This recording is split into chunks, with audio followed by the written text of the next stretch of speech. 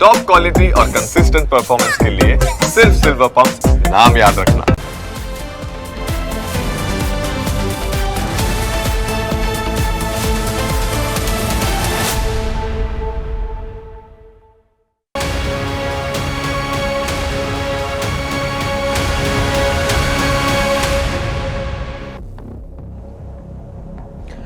દરેક ઘરમાં વાસણ ખખડવા એટલે કે ઝઘડાઓ થવા એ હવે સામાન્ય વાત બની ગઈ છે। એવા ખૂબ ઓછા ઘર હશે જ્યાં સાસુ વહુના ઝઘડા ન થયા હોય, પરંતુ આ ઝઘડા જ્યારે મિલકત બાબતે હોય ત્યારે તે ખૂબ જ ગંભીર સ્વરૂપ ધારણ કરી લે છે।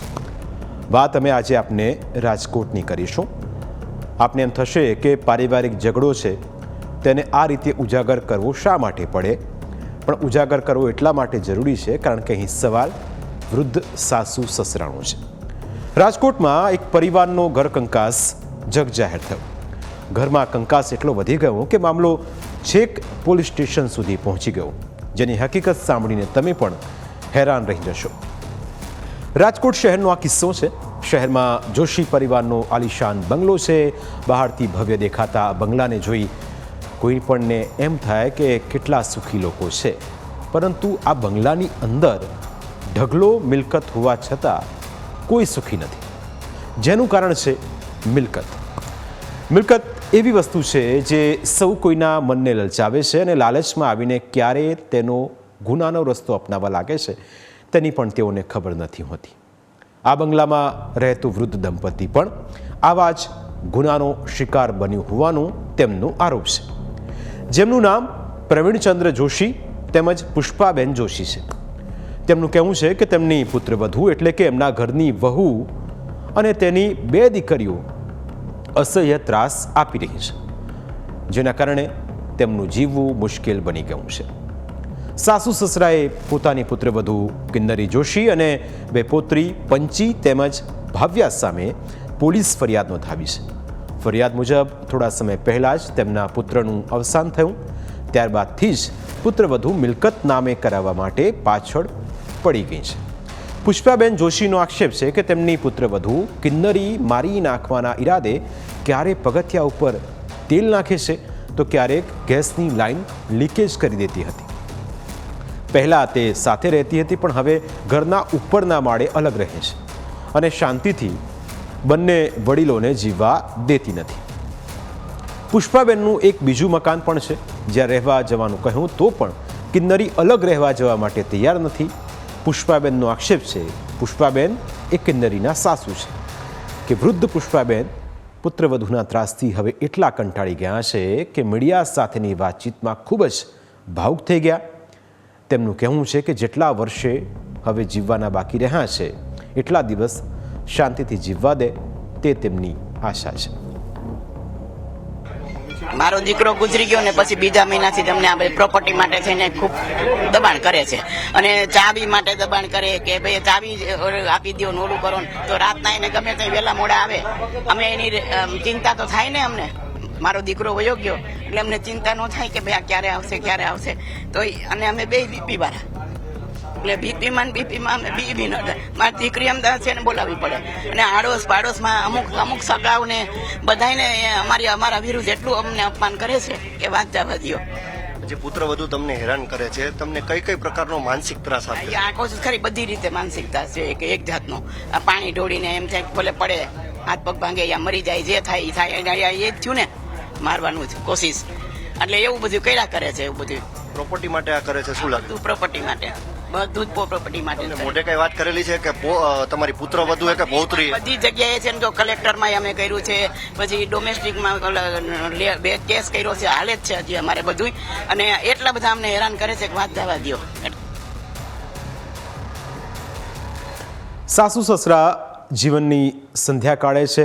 જીવનભર બચત કરીને સારું ઘર બનાવ્યું, સંતાનોને ઉછેર્યા, પણ તેમના દીકરાનું અવસાન થતાં હવે તેમની હાલત કફોડી બની છે। આ ઉંમરે પણ હવે તેમને કોર્ટ કચેરીના ધક્કા ખાવા પડી રહ્યા છે અને તેના માટે તેઓ વહુ કિન્નરીને જવાબદાર ઠેરવી રહ્યા છે। મારો દીકરો ગુજરી ગયો મોટો, એ પછી એની ઘરવાળી ને એની 2 છોકરીઓ પ્રોપર્ટી આટલું મારી પાસે કાગળિયા માગે છે મને, એટલે મારી પાસે અત્યારે નથી. એ કોર્ટમાં મેં રજૂ કરી દીધા છે. મારી ઉપર પોલીસ કેસ કર્યો હતો. શરૂઆતમાં મારા સંબંધીને જેટલા બધા આવતા હતા ને એને બોલાવી એનું કોઈ નહોતું એના બાપ સિવાય. એનો બાપ એક હાજર હતો.